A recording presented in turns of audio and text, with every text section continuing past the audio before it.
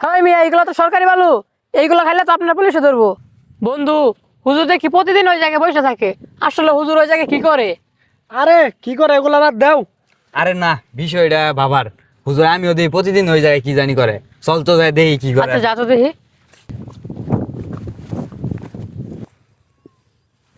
এই এই আপনি এগুলা এনে কি করতেছেন? আপনি এনে কি করতেছেন? আপনার প্রতিদিন দেখি এই জায়গায় বসে থাকেন। আমি এই বালু খাই। ভালো কি খায় মাইসে? হ এই মেয়ে কি করেন এগুলা? হ আমি না আগে মসজিদে ইমামতি করতাম 16 বছর। 16 বছর ইমামতি করেছি, বেতন দেয় না। ওরে এনে আয় প্রতিদিন পাত্তর খাইতাম। আজকাল দেখি পাত্তর নাই। ও ভাই খিদে খিদে জ্বালা তো সবার পাই না। পরে এনে বয়ে বয়ে বালু খাইতেছি ভাই। যাই না, আপনারও যাই। হ্যাঁ মিয়া, এইগুলো তো সরকারি বালু, এইগুলো খাইলে তো আপনার পুলিশে ধরবো।